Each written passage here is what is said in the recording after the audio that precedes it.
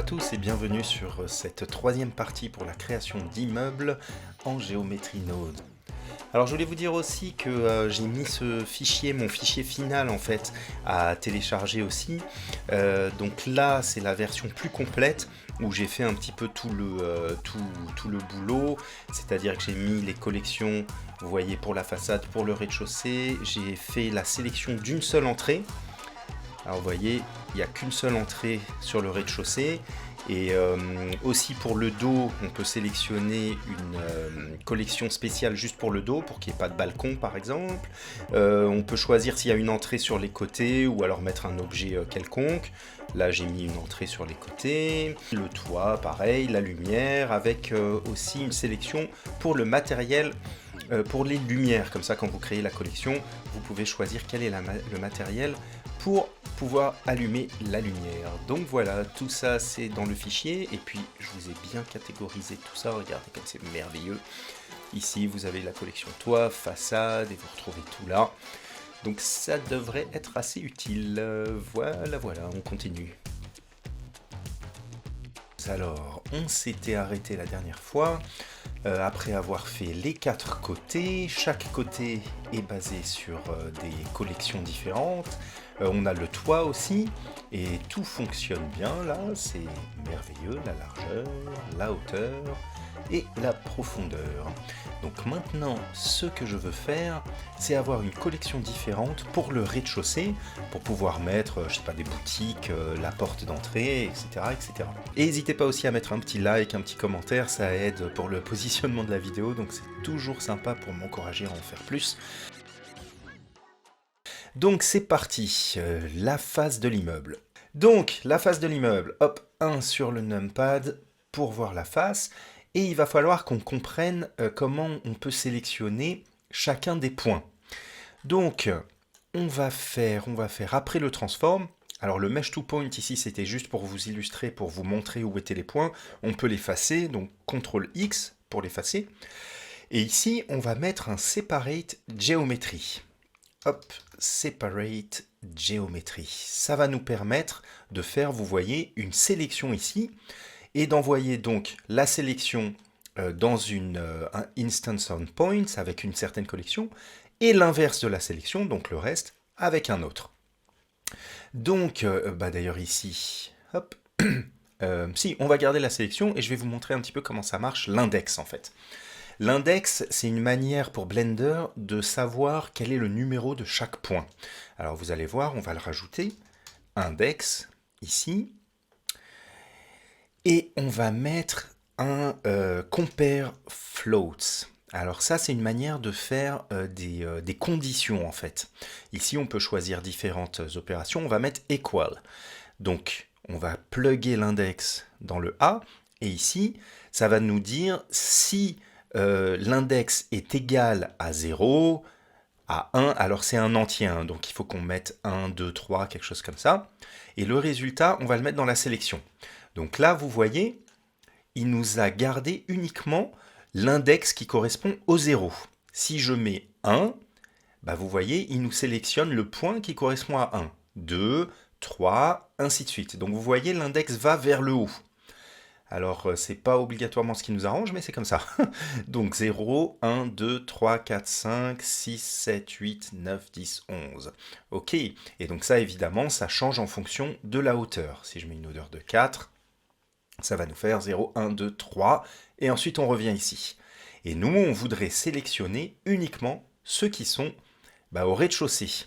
Donc celui qui est 0, 3, celui qui équivaut à 4, l'index 4, ensuite le 8, ainsi de suite. Et donc, il faut que ce soit fonction de la hauteur. Alors, c'est ce qu'on va essayer de faire. Donc, je vais faire un petit peu de place. Hop. Donc, c'est bien pour le moment, on va garder dans la sélection. Je vais rajouter le group input pour pouvoir récupérer mes informations. Donc, il faut que l'index soit équivalent à une fonction mathématique basé sur la hauteur et la valeur de l'index. Donc on va mettre un node math, et il y a une fonction qui va nous permettre de faire ça, c'est la fonction modulo. Alors pour modulo, attention au mal de crâne pour ceux qui n'ont pas fait de maths, mais en fait c'est ce qu'il reste de la division quand on enlève la virgule. Donc on va le faire un par un. Alors ici donc on fait l'index modulo la hauteur et j'envoie la value dans ça. Et donc voilà, vous voyez quand c'est égal à 0, c'est-à-dire quand la division est parfaite, eh bien ça nous fait la sélection et ça correspond à ce qu'on veut. Donc pour l'explication je vous le fais. Quand l'index est égal à 0, ça nous donne, avec une hauteur de 4, donc 0 divisé par 4, eh ben, c'est égal à 0, ce qui fait qu'il ne reste rien, et c'est vrai, quand l'index est égal à 0, modulo est bien égal à 0, ça nous sélectionne. Si l'index est égal à 1, 1 divisé par 4, ça nous fait 0, gna gna gna gna gna. Donc on garde que le 0, et il faut rajouter 1 pour que ce soit vrai. Donc ici, ce n'est pas le cas, ça ne sélectionne pas le 1. Et ainsi de suite, ainsi de suite. Ensuite, quand on arrive là, donc là, c'est l'index 0, 1, 2, 3. Quand c'est 4, et ben 4 divisé par 4, ça fait 1. Et du coup, c'est une division parfaite. Donc il ne reste rien, et notre condition est vraie, ça sélectionne celui-là. Donc c'est exactement ce qu'on veut. Alors c'est un petit peu barbare, je vous l'accorde, si vous n'avez pas fait de maths, ça fait mal à la tête, mais c'est ainsi qu'on peut, qu'on peut utiliser toutes ces conditions. Et là vous voyez, si je change la hauteur, bah, ça marche quand même, je sélectionne uniquement quand cette condition est vraie, et j'ai réussi à sélectionner mon rez-de-chaussée. C'est merveilleux. Alors, maintenant, je vais recréer un instance endpoint, je duplique ça, et ma sélection, je peux la mettre ici, et ligne verte dans point là, et il faut que je fasse un join géométrie aussi, pour coller les deux, et vous allez voir, ça va être bon. Qu'est-ce qu'il me fait là? Ah, il y a un petit point ici qui était caché. Hop, je le déplace, merveilleux. Voilà, et maintenant, je peux créer une collection rez-de-chaussée, ce que je vais faire ici. Hop, c'est pour créer, on va l'appeler rez-de-chaussée. Donc voilà, on a réussi à sélectionner notre rez-de-chaussée, donc il faut qu'on crée évidemment des... oups, c'est l'inverse. Hop, donc c'est celui-là qui va être le rez-de-chaussée. Voilà, et ben c'est le bon moment, je pense, pour créer quelques petits éléments supplémentaires qui soient plus jolis. On va faire aussi qu'ils choisissent au hasard les éléments pour que ce soit pas toujours dans le même ordre. Donc je vais faire ça, hein, je vous laisse en faire de même. Je vais faire un petit time-lapse parce que c'est pas le sujet de cette vidéo et on va voir comment ça se passe par la suite. C'est parti!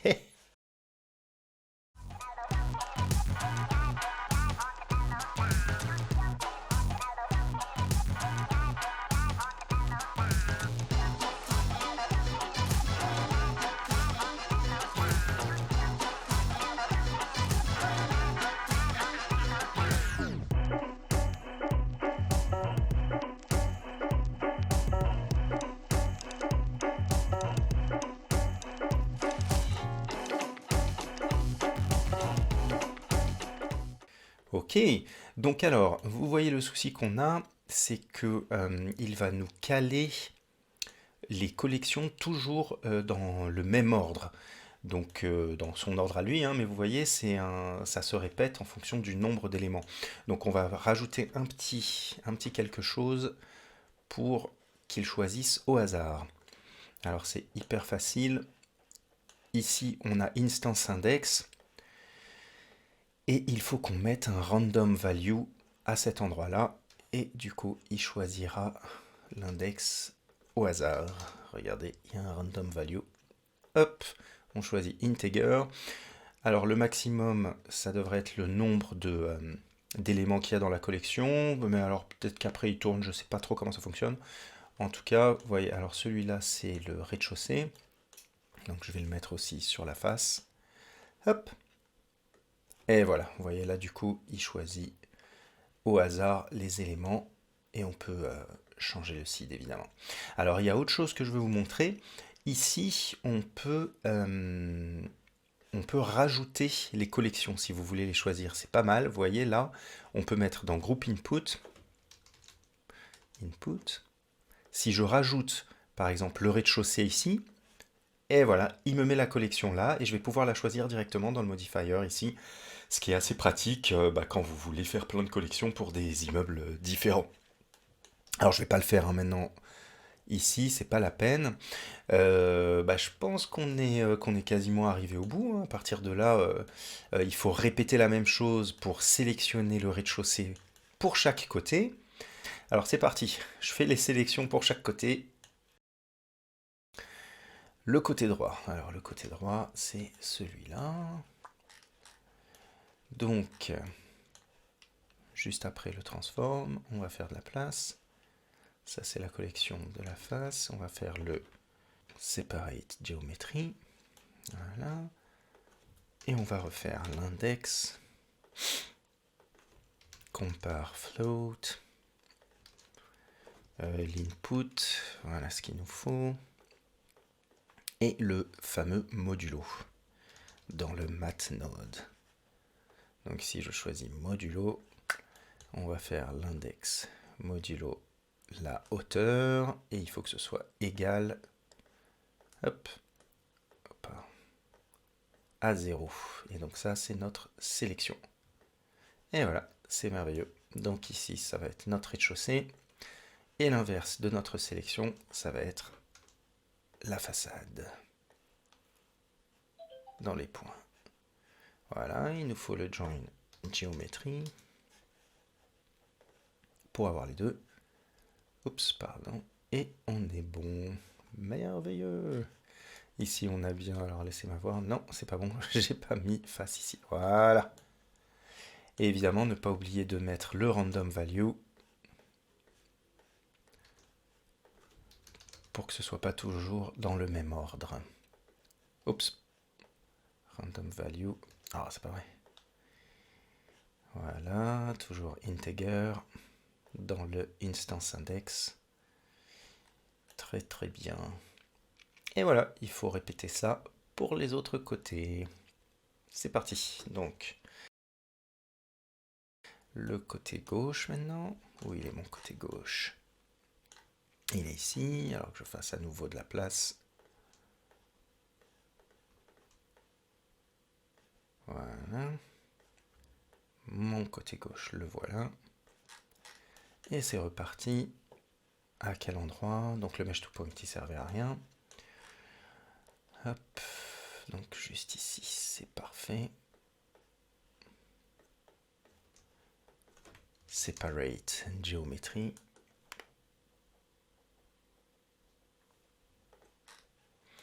Et je vais copier pour pas tout refaire à la main. Hop, tout ça. Voilà, Alt P pour le sortir. Et maintenant, je peux le coller ici. Donc ça, c'est la sélection pour avoir uniquement le rez-de-chaussée. Donc maintenant, celui-là, c'est le rez-de-chaussée. Et je peux copier ça avec la sélection inversée qui renvoie ici, qui est dans la façade, et on join juste avant le reste. Et voilà. Superbe, ne pas oublier encore le random. Integer dans l'index ici. Ah bah tiens, je vais le mettre aussi dans l'index là. Voilà. Ouais, ça a l'air de marcher quel que soit le numéro. Donc que ce soit au moins la bonne taille. Et il nous reste le dos de l'immeuble. Et ça va être la même chose. Donc je vais recopier encore une fois index, group input, modulo. Et le compare. Hop. Alt P pour le sortir. Et on va le remettre ici. Alors à quel endroit? À quel endroit? Tout ça on décale. Ça va être l'instance. Donc c'est ici, separate geometry. La sélection, c'est donc ça. Et voilà, on a le rez-de-chaussée. Et je duplique ça pour avoir ce qui reste, qui n'est pas sélectionné, qu'on envoie là. Merveilleux, ça c'est le rez-de-chaussée, ça c'est la face, et on a le join géométrie juste ici. Hop. Et ne pas oublier évidemment le random. Integer dans l'instance index d'un côté ou de l'autre, c'est pas très important. Et ben voilà, c'est pas mal du tout. Donc je vais rajouter un ou deux petits éléments que ce soit joli. Voilà, mon toit ici.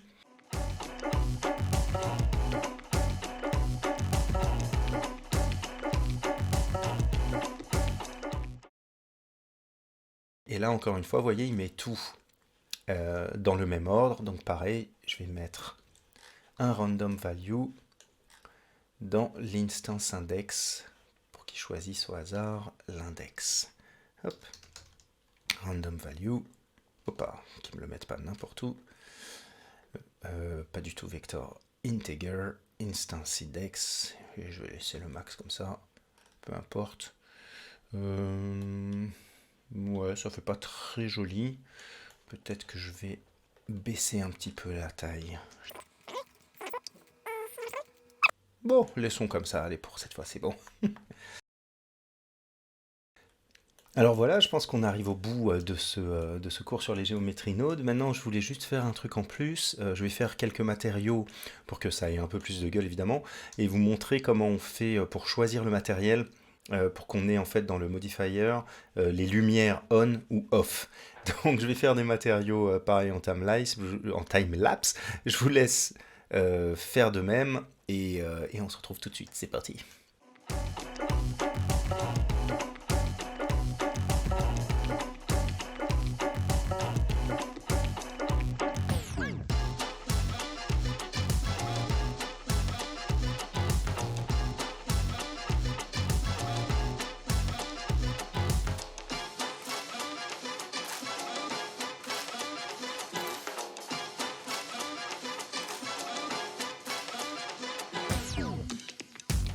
Ce que je veux faire moi, c'est la lumière. Alors sur l'entrée, on va rajouter de la lumière.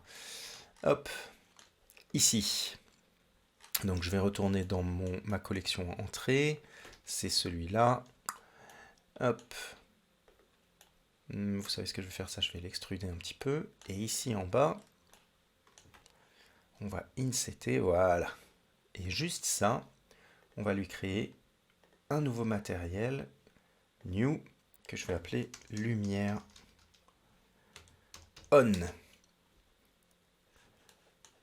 Et là, je vais choisir émission, peut-être 5, avec une couleur jaunâtre, comme ça. Et évidemment, il faut que je la signe. Voilà. Sauf que, on va faire la même chose, mais lumière off. Et je vais assigner le lumière off d'abord. Donc vous voyez, là, j'ai ces deux matériaux. Et dans mon géométrie node, je retourne dans mon géométrie node. Hop, ici. Je vais pouvoir, à la fin, ici, choisir matériel, selection, et donc je vais choisir les lumières off, et ensuite set matériel. Donc ça, c'est la sélection. Hop, vas-y, voilà, je récupère la géométrie. Ça, c'est la sélection, et attention, pour pouvoir l'allumer, il faut que j'ai un switch dans mon input. Alors on va faire ça. Ici je rajoute group input. Hop. Et on va mettre ce node qu'on appelle switch. On peut choisir ici matériel. Et ici je peux choisir si c'est faux, c'est off, si c'est on, si c'est true, c'est on. Et maintenant, on va mettre le switch ici. Et en fait, la sélection du matériel est là, et l'output, on le met ici, dans le set matériel. Et regardez ce que ça a fait.